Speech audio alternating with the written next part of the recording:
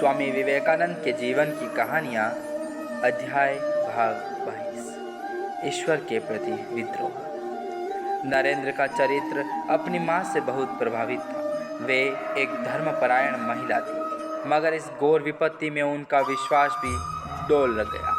उन्होंने नरेंद्र को ईश्वर उपासना करते देखकर डांट दिया कि वह पूजा न करे। माँ की बात सुनकर नरेंद्र सोच में पड़ गया, क्या वास्तव में भगवान है?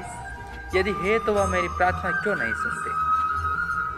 उसके मन में ईश्वर के प्रति विद्रोह जाग उठा। नरेंद्र अपने मनोभाव दूसरों के सामने व्यक्त करने में तनिक भी नहीं हिचकिचाते थे। उन्होंने ईश्वर के प्रति अपने विद्रोहात्मक उद्गार भी परिचितों के समक्ष प्रकट किए।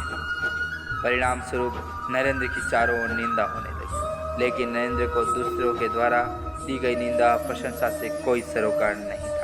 सर्दी, गर्मी, बरसात, मौसम पर मौसम बीत रहे थे, लेकिन नरेंद्र को कभी काम नहीं मिला। एक दिन रामकृष्ण कलकत्ता आए। नरेंद्र भी उनके दर्शन करने गया। रामकृष्ण ने आग्रहपूर्वक दक्षिणेश्वर ले गए। वहाँ रामकृष्ण, नरेंद्र व अपने अन्य भक्तों के साथ कमरे में बैठ गए। रामकृष्ण भावावेश में विलाप करने लगे। उस समय की दशा का वर्णन नरेंद्र ने अपने शब्दों में इस प्रकार किया है।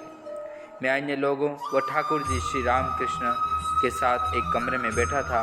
अचानक ठाकुर को भावावेश हुआ। देखते ही देखते वे मेरे निकट आ गए और मुझे प्रेम से पकड़कर आंसू बहाते हुए गीत गाने लगे, जिसका सार था, बात कहने में डरता हूँ, न करने में भी डरता हूँ। मेरे मन में संदेह होता है कि शायद तुम्हें खो दूँ। अंतर की प्रबल भाव राशि को मैंने अब तक रेख रखा था, अब उसका वेग में संभाल नहीं पा रहा।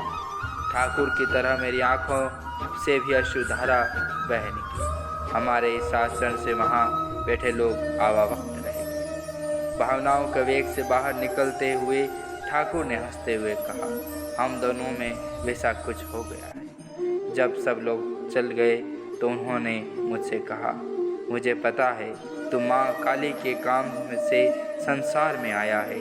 संसार में तू सदा नहीं रहेगा, इसलिए जब तक मैं हूँ मेरे लिए तब तक तू रह। इतना कहकर ठाकुर पुनः रोने लगे। श्री रामकृष्ण परमहंस की बात सुनकर नरेंद्र कलकत्ता लौट आए।